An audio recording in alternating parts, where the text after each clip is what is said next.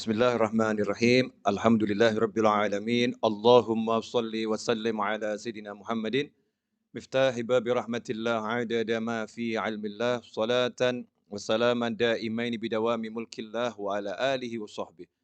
Allahumma shalli ala sayidina Muhammadin salatan taftahu biha lana futuhal arifin wa tufaqihuna biha fid din wa ala alihi wa sahbihi. Assalamualaikum warahmatullahi wabarakatuh. Sahabatku, saudara-saudaraku, kaum muslimin dan muslimat dimanapun antum berada, alhamdulillah kita bisa bertatap muka dalam keadaan sehat walafiat. Mudah-mudahan kesehatan lahiriah ini juga ditopang kesehatan batiniah, sehingga kita betul-betul sehat dalam arti yang sebenarnya di dunia sampai nanti ke jannah. Amin, Allahumma amin. Nah, menjadi manusia yang tenang. Pertanyaannya, kalau nggak jadi manusia yang tenang, mau jadi manusia yang seperti apa? Manusia yang kemerungsung kalau bahasa Jawa. Kemerungsung itu dalam bahasa Arabnya al-ajalah. Al-ajalah itu bukan tergesa-gesa. Walaupun salah satu arti al-ajalah adalah ketergesa-gesaan. Ketergesa-gesaan itu hanya salah satu wujud karena orang tidak tenang. Maka dikatakan dalam sebuah riwayat, at-ta'anni minallah wal ajalah minasyaitan, atau kama qala sallallahu. Bersikap tenang itu adalah berasal dari Allah, wal ajalah, dan bersikap tidak tenang, lawannya at-ta'anni tadi, bersikap tidak tenang adalah dari setan. Karena itu kalau kita pengen jadi manusia yang hidupnya itu selalu dalam naungan Allah Ta'ala, pertolongan Allah Ta'ala, rahmatnya Allah Ta'ala, maka kita harus bisa menjadi manusia yang tenang. Nah, caranya bagaimana? Ini yang akan kita bahas bersama. Insya Allah, doakan saya dikasih ilmu yang manfaat, sehingga antum bisa mendengarkan, dapat ilmu yang manfaat, dan manfaatnya berkelanjutan sampai ke jannah. Amin, Allahumma amin. Walaupun pertemuan kita sesaat, pertemuannya nggak lama, mudah-mudahan manfaatnya selama-lamanya. Amin. Kenapa kita jadi tidak tenang? Jawabannya adalah karena kita merasa terancam. Terancam jabatannya, jadi nggak tenang. Terancam batas waktu pengerjaan tugasnya, jadi nggak tenang. Terancam batas waktu membayar hutang. Sudah tiba waktunya, duitnya belum ada, jadi nggak tenang. Ya, semua keterancaman itu membuat kita jadi nggak tenang. Kenapa kita jadi nggak tenang ketika terancam? Karena kita bergantung pada sandaran yang tidak boleh dijadikan sandaran. Jadi kita menggantungkan harapan kepada sandaran-sandaran yang tidak boleh dijadikan sandaran. Di mana Allah telah mewahyukan di dalam surat Al-Ikhlas, Qul huwallahu ahad, Allahus samad. Katakanlah, hanya Allah yang Maha Esa. Kalau bahasa lugasnya, yang ada itu cuma Allah, yang lain nggak ada. Yang ada cuma Allah, yang lain nggak ada. Bosmu yang nggak ada, kemudian partnermu yang nggak ada, tabunganmu nggak ada, kepandaianmu nggak ada, semua nggak ada. Yang ada itu cuma Allah Ta'ala. Yang berlangsung itu ya hanya keputusannya Allah Ta'ala. Yang berkuasa ya hanya Allah Ta'ala. Yang bisa mengizinkan sesuatu terjadi hanya Allah Ta'ala. Yang bisa mencegah sesuatu agar tidak terjadi hanya Allah Subhanahu wa Ta'ala. Enggak ada yang lain. Qul huwallahu ahad. Katakan, hanya Allah yang ada. Cuman Allah. Nah, kalau sudah yang ada cuman Allah, Allahus samad. Allah adalah harapan, sandaran, Tuhan yang menjadi tempat bergantungnya segala sesuatu. Hanya Allah, nggak ada yang lain. Kalau udah begitu, kemudian kita jadi tercerahkan. Oh, yang bisa nolong hanya Allah. Yang bisa bantu hanya Allah. Yang bisa menyelesaikan masalah kita hanya Allah. Yang bisa ngasih kita rezeki hanya Allah. Yang bisa hanya Allah. Yang mampu membuat jadi tidak bisa hanya Allah. Yang bisa mencegah hanya Allah, nggak ada yang lain. Disitulah kemudian kita menjadi tenang. Kenapa? Karena urusan sama Allah itu semua serba mudah. Nggak ada urusan sama Allah ruwet. Nggak ada susah. Semua serba mudah. Simple. Mau ketemu paling mudah ketemu Allah. Mau ketemu Habib Novel, susah. Ya mesti atur jadwal harinya. Udah harinya datang ke Solo, tiba-tiba Habibnya lagi ngaji online, nggak bisa nemuin tamunya. Ditunggu selesai ngaji online, tamunya ketiduran, Habibnya pergi ke mall, misal gitu kan ya. Wah tadi udah keluar Habibnya ke mall, susah nih mau nemuin Habib Novel. Muncullah kalimat, Habib Novel susah ditemuin. Tapi sejak kapan ada kalimat Allah susah ditemuin? Nggak ada. Nggak ada. Ngomong sama orang yang paling kita cintai, suami atau istri. Masya Allah. Untuk didengar itu susah. Udah ngomong sama suami berkali-kali, nggak pernah didengar. Udah ngomong sama istri ribuan kali, nggak pernah didengar. Tapi kalau ngomong sama Allah, nggak ada kata nggak didengar. Wa huwas sami'ul alim. Ya Allah maha mendengar, maha mengetahui. Allah mendengar. Iblis ngomong aja didengar sama Allah Ta'ala. Apalagi kita. Ya iblis tuh ngomong sama Allah didengar.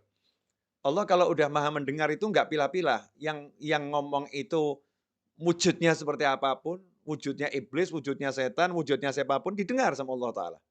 Nggak dipilah-pilah. Allah maha mendengar. Jadi, kalau hubungan sama Allah, serba mudah. Diperhatikan nggak sama Allah? Allah maha melihat. Kira-kira Allah tahu perasaan saya nggak? Allah Al-Khabir. Ya. Sampai hal yang paling detil pun dari diri kita, Allah maha mengerti. Kira-kira Allah nanti berempati enggak sama saya ya? Huwar Rahmanur Rahim. Dia maha pengasih lagi maha penyayang. Lah yang enggak iman aja disayangin, apalagi yang iman. Huwar Rahmanur Rahim. Ya, dia Allah maha pengasih lagi maha penyayang. Saat itulah kita jadi tenang. Karena untuk berhubungan sama Allah, kita nggak harus ke kanan, nggak harus ke kiri, nggak harus ke depan, nggak harus ke belakang, nggak harus naik, nggak harus turun. Tinggal ini, hatinya nyambung ke Allah, selesai. Nah, kalau udah begitu, jadinya tenang. Nggak punya duit, mau bayar hutang. Ini contoh kasus ya. Karena saya banyak yang WA saya gitu, Beb, mau bayar hutang nggak punya duit, gimana ini? Jawaban saya dibayar. Habib ini aneh bener nih, nggak punya duit kok suruh bayar. Iya dibayar. Bayar hutang ini kan ada prosesnya. Proses nomor 1, jangan pernah percaya sama siapapun yang mengatakan kamu mampu bayar hutang. Enggak. Katakanlah kepada siapapun, saya tidak mampu membayar hutang saya. Yang mampu bayar hutang saya hanya Allah Ta'ala, tapi saya akan bayar hutang saya. Tugas saya adalah berniat membayar hutang. Yang nanti membuat saya mampu bayar hanya Allah, nggak ada yang lain. Jangan pernah percaya tabunganmu mampu untuk bayar hutangmu. Wah, itu nanti langsung diuji. Tabungannya tiba-tiba habis, anaknya sakit, habis tabungannya. Selesai. Naudzubillah min dzalik. Jangan sombong. Wah, saya punya tabungan banyak, saya punya aset banyak. Sombong amat kamu. Nah, Tuhanmu, asetmu, tabunganmu. Sebentar dihancurkan sama Allah Ta'ala. Galaunya luar biasa. Jangan pernah mengandalkan siapapun dan apapun. Saya punya Allah, Allah akan lunaskan hutang saya. Saya berniat bayar hutang. Nomor 1 itu. Ya. Kemudian nomor 2 bagaimana? Minta. Jangan sombong. Yang penting usaha dulu. Salah kamu. Yang penting minta dulu. Karena usaha itu diantaranya memohon pada Allah Ta'ala. Itu usaha. Bagaimana Rasul mengajarkan suasana sebagai utusannya Allah? Utusannya Allah loh ini. Berarti kan wakilnya Allah. Saya kirim utusan ke rumah Ustadz Fakhrul Razi. Berarti wakil saya. Nah itu makna kesaksian bahwasanya baginda Muhammad SAW adalah Rasul, utusan. Ya. Rasul, utusannya Allah Ta'ala. Artinya semua yang dari Rasul nggak mungkin salah, karena semua yang dari Rasul dari Allah. Makanya kalau sampai mengatakan, ngapain memuliakan Rasulullah? Muliakan Allah, itu aneh. Memuliakan utusannya Allah, itu namanya memuliakan Allah Ta'ala. Kalau saya ngutus seorang ke rumahnya Ustadz Fakhrul Razi, kemudian Ustadz Fakhrul Razi dikasih tahu, ini utusannya Habib Novel. Kemudian beliau mengatakan, saya hormati Habib Novel. Kalau kamu tidak, oh saya marah. Kalau mau hormati saya, hormati utusan saya. Itu saya utus, sudah saya pilih. Kan begitu. Saya utus, sudah saya pilih. Bukan sembarang orang yang saya utus. Sementara Allah katakan, Allah utus manusia yang terbaik sebagai penutup utusan di akhir zaman. Sampai kapanpun. Penutupnya adalah baginda Muhammad SAW. Utusannya Allah Ta'ala. Diberi utusan yang the best buat kita semua. Nah, bagaimana kita memperlakukan utusan Allah ini, SAW? Kita menganggapnya manusia biasa, naudzubillah min dzalik. Kita harus menempatkan biasa sebagai penghubung kita pada Allah Ta'ala. Kalau saya mau dekat sama Allah, ya beliau ini penghubungnya. Kalau saya mau sukses dunia akhirat, ya ini yang punya semua informasinya ada pada baginda Muhammad SAW. Karena Allah berbicara dengan kita semua lewat baginda Muhammad SAW yang membumikan ajarannya Allah Subhanahu Wa Taala kepada umat manusia. Nah, Rasul ternyata ngajarin mudah. Mau hutang mau lunas, siapa yang berhutang dengan niat untuk melunaskan hutangnya, maka Allah akan lunaskan hutangnya. Siapa berhutang dengan niat untuk tidak melunaskan hutangnya, maka Allah akan hancurkan hartanya. Kama qala sallallahu. Ngeri. Bukan cuman nggak lunas tuh, bahkan hancur hartanya. Bisnisnya akan remuk semua. Kalau niatnya nggak baik. Tapi kalau niatnya baik, mau melunaskan hutang, Allah akan melunaskan hutangnya. Nomor satu itu. Kemudian nomor dua, suruh baca doa. Banyak sekali doa dan amalan dari Nabi Muhammad SAW. Ada yang menjadi amalan dibaca tiap pagi. Ada yang dibaca tiap selesai sholat. Amalkan semua itu. Yang amalan pagi hari diamalkan untuk pelunas hutang. Amalan selesai sholat diamalkan untuk pelunas hutang. Ya, kemudian apa lagi? Melunaskan hutang orang lain. Maksudnya kalau kita punya piutang nih, kita punya piutang, ya kita jadi manusia yang juga baik sama orang-orang yang nggak bisa bayar. Dah, kamu saya lunaskan. Kamu saya lunaskan. Walaupun kita masih punya hutang banyak ini. Tapi ini orang-orang susah semua, nggak bisa bayar. Kita lunaskan. Nah, nanti kalau kita udah begitu, ini tahap level awal dasar udah kita jalankan, maka rahmat udah datang tuh. Rahmati qaribum minal muhsinin. Rahmatku dekat dengan orang-orang yang suka berbuat kebajikan, orang-orang ihsan. Nah, tahap berikutnya mulai usaha. Ini tadi ya semua kan satu paket ya, jangan dipilah-pilah. Jangan dikasih jarak 2 tahun kemudian baru usaha, bukan loh ya. Bukan urutan waktu 2 tahun kemudian, 3 tahun, enggak. Segera langsung, usaha. Ini usaha saya untuk melunaskan hutang saya dengan izin Allah Ta'ala. Nah, nanti Allah akan apa? Walladzina jahadu fina lanahdiyanahum subulana. Wa innallaha lama'al muhsinin. Janjinya Allah Ta'ala, walladzina jahadu fina, dan barang siapa sungguh-sungguh menempuh jalan kami, salah satunya ini, sungguh-sungguh menempuh jalannya Allah Ta'ala dalam melunaskan hutang. Itu kan ya, salah satu contoh. Walladzina jahadu fina lanahdiyanahum subulana.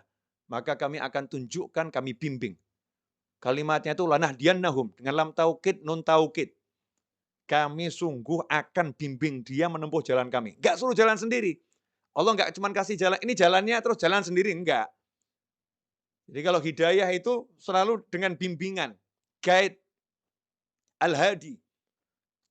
Selalu membimbing, enggak ditinggalkan. Dibimbing untuk menempuh bukan satu jalan, jalan-jalannya Allah Ta'ala. Sehingga orang yang sudah menerapkan syariatnya Nabi Muhammad SAW tidak akan pernah kehilangan ide, tidak akan pernah kehabisan cara, tidak akan pernah kehabisan jalan, karena Allah bukan bimbing dia satu jalan, Allah akan bukakan miliaran jalan. Nih. Nah kalau begitu ya tenang saja. Lawang dikasih tahu sama Allah solusinya segitu banyak kok. Masa nggak tenang? Bleng. Nah yang ada kan sekarang gimana? Pusing. Mata gelap. Nggak ada solusi. Gimana ini? Mentok. Taunya cuma satu jalan. Jalannya apa? Cari duit. Lupa sama yang ngasih duit. Yaitu Allah Subhanahu wa Ta'ala. Nah ini tenang ini kalau kita mau kembali pada Allah Subhanahu wa Ta'ala. Kalau kita nggak mau kembali sama Allah, nggak bakal tenang. Apapun yang kita andalkan akan buat kita susah. Apapun yang kita harapkan akan membuat kita menjadi galau, resah. Tapi kalau kita kembali pada Allah Ta'ala, bersandar sama Allah Ta'ala, maka selesai masalah. Contoh, ini contoh bersandar sama Allah. Kita masih ingat betul dalam hadis disebutkan, ada 3 orang berteduh di dalam sebuah gua, ya sebuah gua di sebuah bukit. Saat berteduh, tiba-tiba, ada batu yang jatuh dari atas gunung itu, menutup persis di mulut gua, tanpa celah. Ketiga orang di dalamnya tidak bisa keluar. Batunya besar. Ya naluri manusia berusaha menggeser batu. 3 lelaki perkasa menggeser batu yang besar. Gotong royong bertiga itu dorong, batunya enggak gerak, orangnya yang terpental. Dup, wah, orangnya yang gerak, batunya enggak. Kenapa seperti itu? Karena batunya terlampau besar. Apa yang dilakukan? Apakah bersandar pada kekuatannya? Apakah bersandar pada tenaganya? Itu yang menyelesaikan masalah? Apa kemudian berharap ada orang nanti yang bawa traktor, buka nyingkirin batunya, itu menyelesaikan masalah? Enggak. Yang diajarkan oleh Nabi Muhammad SAW saat itu adalah langsung kembali kepada Allah Ta'ala. Udah jangan mikir manusia lagi, udah kayak gitu kok mikir manusia. Ya siapa tahu ya nanti ada manusia di luar nolong saya, siapa tahu ada, siapa tahu ada, siapa tahu ada. Ya yang pasti ada kan Allah, kalau yang lain kan nggak ada. Lah ngapain mikirin yang ada nggak dipikirin, kan bodohnya kita luar biasa. Nah, kan Allah ada, selalu ada. La ilaha illallah Muhammadur Rasulullah SAW. Maka saat itulah yang satu mulai ngomong. Ini hadisnya kan panjang tuh ya. Saya ambil poin singkatnya saja. Ya Allah, saya pernah ya mencintai seorang wanita. Cinta luar biasa. Dia saya ajak zina. Selalu menolak. Suatu ketika akhirnya dia butuh duit, dia mau. Nah, ketika dia sudah mau saya ajak zina, uang udah saya serahkan karena dia butuh duit tadi untuk kepentingan keluarganya yang mendesak. Tapi dia ini orang yang baik, terus dia bilang sama saya gitu, takutlah sama Allah. Akhirnya saya tinggalkan dia, uangnya nggak saya ambil, dia saya tinggalkan karena saya takut sama kamu ya Allah. Kalau ini ikhlas karena kamu ya Allah, tolong ya beri kami jalan keluar dari masalah ini. Yang terjadi apa? Batu yang gede bergeser tanpa ada yang geser. Cuman belum cukup. Karena Allah ingin mengajarkan kepada yang lain. Ini kan masalah berjamaah. Masa yang dikasih solusi cuma satu orang, yang lain enggak. Maka yang lain disuruh juga, ayo kalian gimana? Yang satu, saya ini sama ibu saya, ya cerita yang cukup cukup populer nih hadis ini. Yang satu saya sama karyawan saya. Akhirnya berkat tiga-tiga ini minta tolong sama Allah dengan ya tawassul pada amalan yang dipersembahkan untuk Allah Ta'ala. Hasilnya apa? Tergeser batu itu, selesai. Jadi sebetulnya mudah ya nyelesain masalah itu. Ngerayu Allah. Ya, suruh ngerayu Allah aja kok nggak bisa ngerayu suaminya, Masya Allah. Sampai nangis-nangis. Ya, nangis, ngerayu suaminya. Nggak dikasih. Tolong yang beliin handphone yang. Udah nangis nggak dikasih. Sakit itu. Ngerayu istrinya. Ayo yang pindah rumah gitu ya. Di rumah orang tua saya, ikut orang tua saya. Suaminya yang ngerayu istrinya. Sampai nangis. Istrinya tambah marah-marah. Pinter ngerayunya. Gagal juga. Ya sakit hati. Nah ini kalau kita merayu Allah Subhanahu wa Ta'ala, Masya Allah, merayu Allah itu mudah. Allah itu dirayu dengan oleh hambanya itu senang gitu. Karena Allah maha mencintai. Ya Allah maha mencintai. Jika kalau ada yang merayu Allah, Allah senang. Ya tinggal kita bermanja-manja sama Allah Subhanahu wa Ta'ala. Ya Allah, wah cari duit susah ya Allah. Ini kata orang-orang cari duit susah ya Allah. Tapi kalau carinya dari kamu nggak pernah susah kan ya Allah. Ya, please ya Allah, ini saya lagi mau jualan barang nih ya Allah. Cuman hasilnya nggak banyak ya Allah. Saya mau jualan kamera, hasilnya paling 8 juta ya Allah. Cuman saya minta rezekinya 1 miliar ya Allah. Malaikat ketahuan, ini manusia yang pinter ini. Yang lain ngomong sama dia, ini orang ngelamun. Jual barang 8 juta kok minta rezeki 1 miliar. Ini orang ngelamun ini. Ini kata manusia yang ngelamun. Malaikat bilang, ini orang pinter ini. Karena dia mintanya sama Allah, bukan sama kamera yang mau dia jual. Dia mintanya sama Allah Subhanahu wa Ta'ala. Subhanallah. Tiba-tiba kameranya nggak laku, duitnya datang banyak. Dus, dus, dus. Ya, tiba-tiba. Nah, dari mana itu? Wa may yattaqillaha yaj'al lahu makhrajan wa yarzuqhu min haitsu la yahtasib. Siapa bertakwa kepada Allah. Jadi jangan terbiasa sama teori-teori yang diajarkan sama yang mengajarkan itu loh. Tapi terbiasalah dengan bukan teori, tetapi hukum pasti dari yang maha menciptakan kita semua, yaitu Allah Subhanahu wa taala. Hukum pasti dari utusannya Allah Subhanahu wa taala, yaitu baginda Muhammad SAW. Yang lainnya itu teori. Kalau Rasulullah SAW adalah hukum pasti. Kalau Allah hukum pasti. Teori banyak salahnya, perlu diuji. Tapi kalau hukum pasti, nggak mungkin salah. Karena itu wahyu ilahi dan sabda Nabi Muhammad SAW. Enak kan? Allah bilang nih sama kita semua. Ya, tapi yang diajak bicara yang iman loh ya. Kalau nggak percaya ya terserah, bukan mukmin. Oh, kita ini mukmin semua kan. Nah, mukmin diajak bicara sama Allah. Kalau nggak iman ya ngapain saya ajak bicara? Ini yang diajak bicara yang beriman. Wa may yattaqillaha, kalau udah bicara iman jangan pakai akal. Ini akal nih suka membuat orang yang beriman jadi rusak imannya. Iman itu yang membedakan antara mukmin sama orang yang nggak mukmin. Yang nggak mukmin pakai akal saja. Tapi kalau yang mukmin nggak butuh akal dia. Aku percaya sama Allah kok. Nah gimana? Ya urusannya Allah. Aku percaya sama Allah, selesai. Itu mukmin. Walaupun orang yang beriman akalnya dipakai untuk menambah keimanannya. Ya, untuk memperkuat keimanannya, untuk menyampaikan kepada orang lain agar bisa menjadi beriman pula. Tetapi ketika dia beriman, dia nggak butuh akal gitu. Dia cukup membutuhkan hatinya yang meyakini Allah Subhanahu wa taala.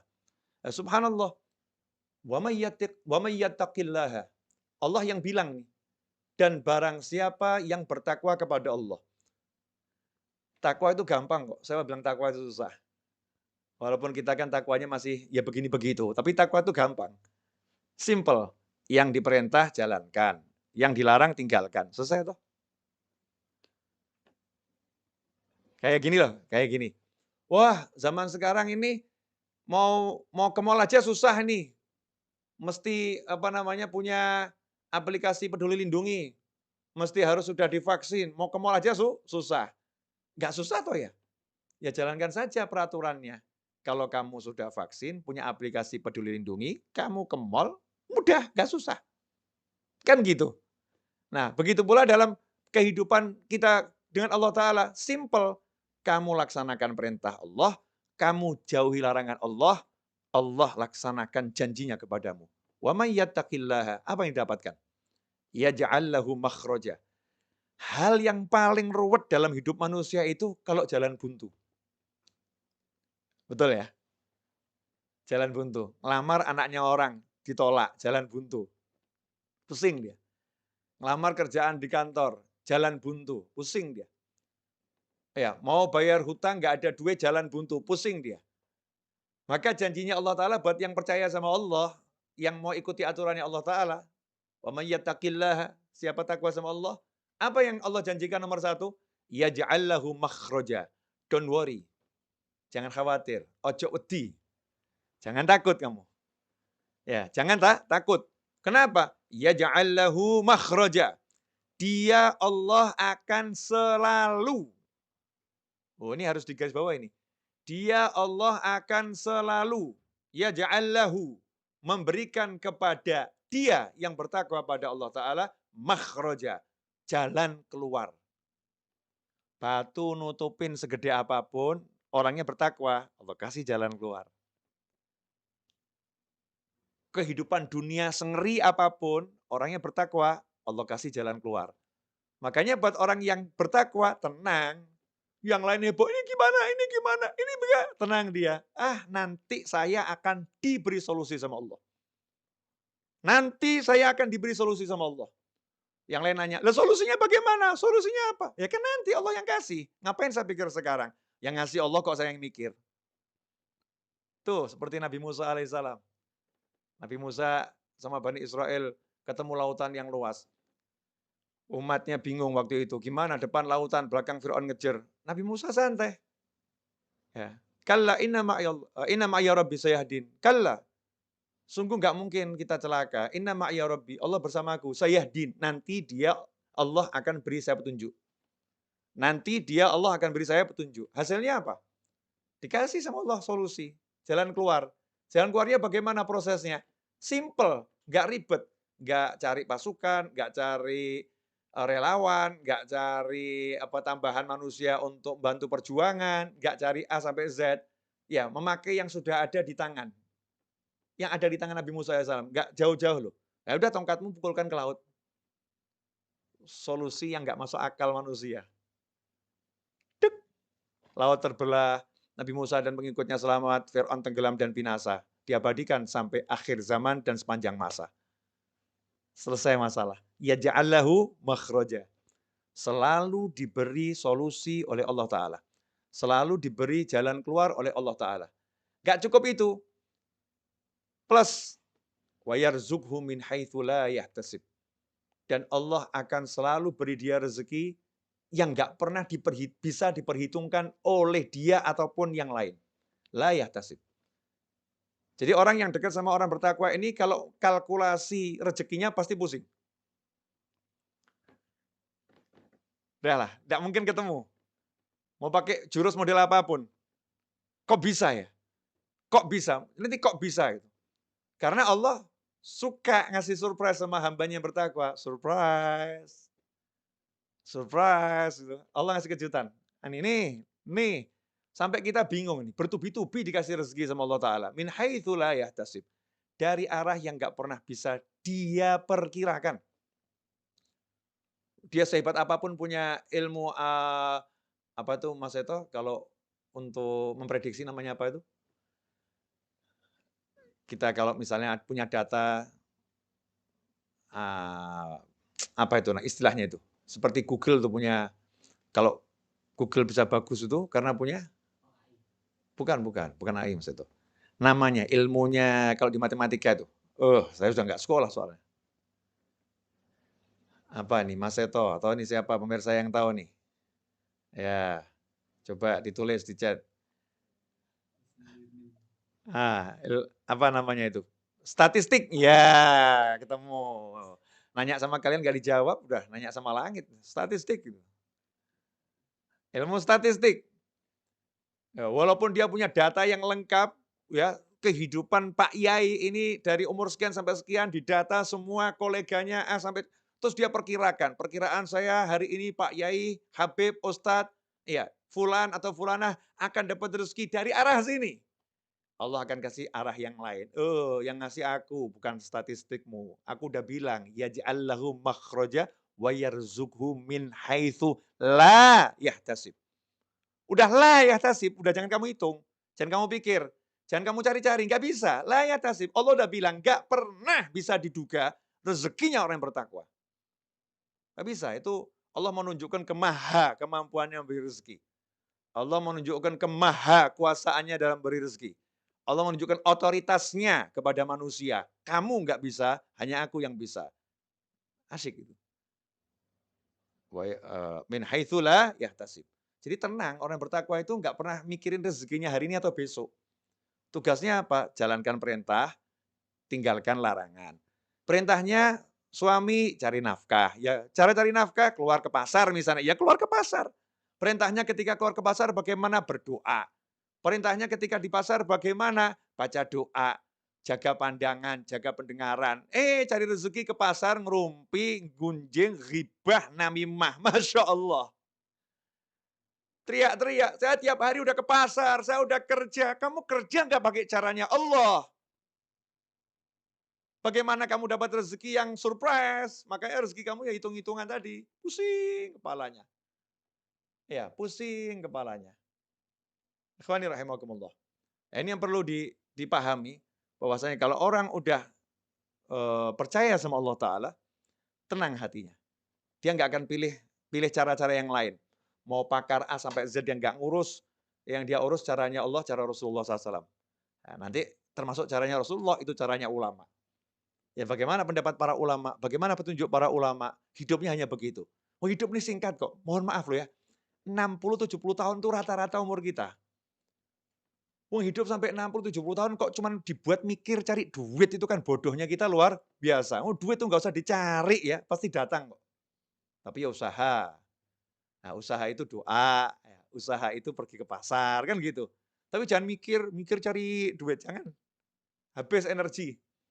Ya, sayang. Mikir cari solusi. Nah ini juga kebodohan kita. Solusi kok dipikir.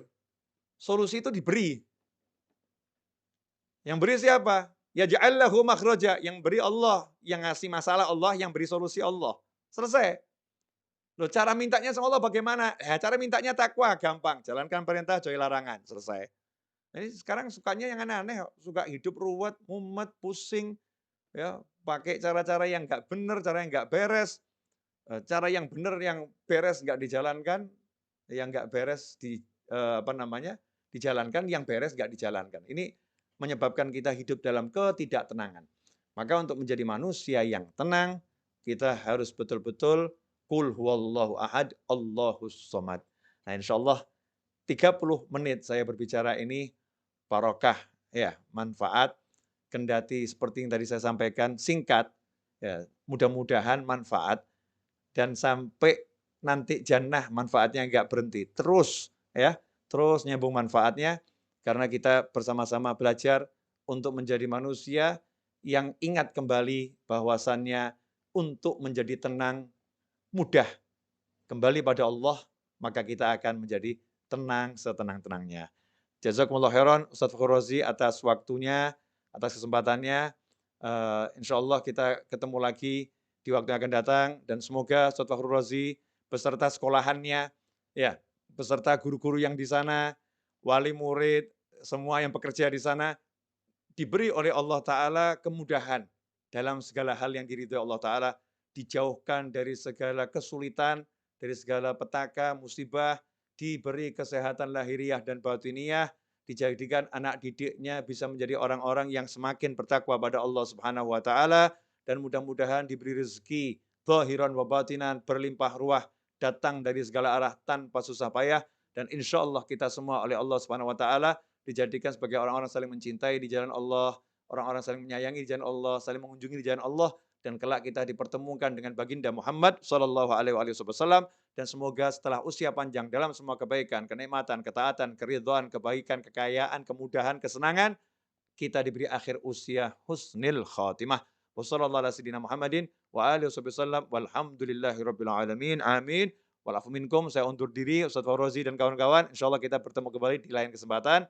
Wassalamualaikum warahmatullahi wabarakatuh.